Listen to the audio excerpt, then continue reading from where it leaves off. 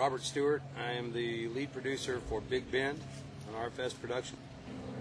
Big Bend is a cautionary tale of a gentleman named Coyote Joe who works along the border and deals in human trafficking and drug running.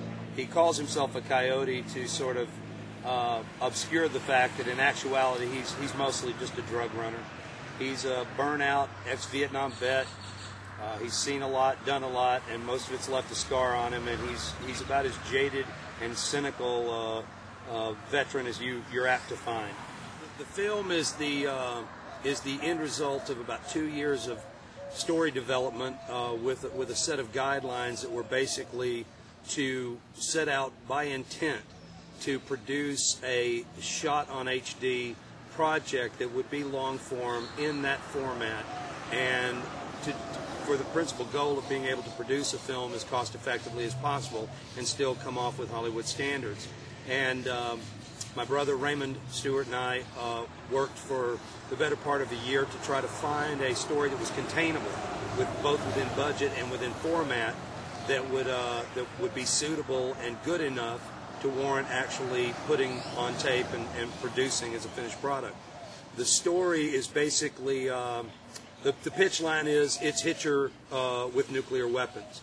It's a what-if story that details basically a 12-hour period when a group of campers in a federal campsite, Big Bend, right on the border, the Rio Grande between the U.S. and Mexico, are confronted with the midnight covert operation by unnamed terrorist organization coming out of the Middle East and carrying Soviet-made suitcase nuclear weapons into the country. And the particular place where this happens is Big Bend, Texas, and the people that this terrorist run into are a group of Texans who, maybe one of the group has some military training, but they're basically just everyday Americans, much like the passengers aboard Flight 93 that went down over Pennsylvania on 9/11. When we first started, we were strictly looking, filmmakers looking for a new way to do something that would allow us the freedom to create film that wasn't moderated by any other outside interest, whether it be a studio or a separate production company or whatever. But as we finally arrived at a story idea that we thought was worthy of the effort, it became readily apparent that whether it was on a subconscious level or not, the types of stories that interest me today generally tend to deal with issues like this. Previously, I've worked on not necessarily politically controversial films, but certainly politically aware films. And this particular idea underscores my own thinking about national security as it applies to our borders. And so as the story idea developed, so did our position in relation to the story, what we thought we could enunciate and how important that would be to have that one statement made with clarity for the American people to be able to hear it, because they're not hearing it from the conventional media, left or right. Very few of those in politics are willing to, with great candor and alacrity, simply state the threat for what it is and not let other issues impede the American public's understanding of border security.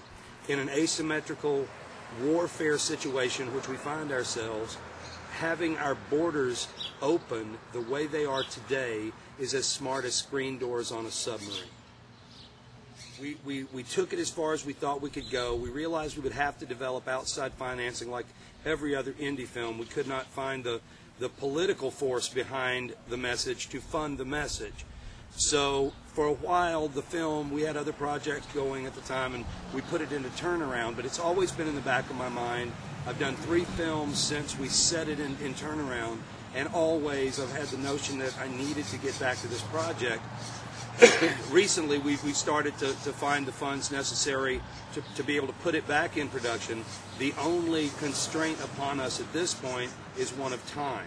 In order for this message to have any political effect, in order for this message to be heard and people have the time to respond to this message, we have to get it into theaters, even in a small release, before the November elections. Otherwise, no one, to my knowledge, will have stated this threat this clearly and made the issue of border security one strictly on its own standing with no other political diatribes attached to it.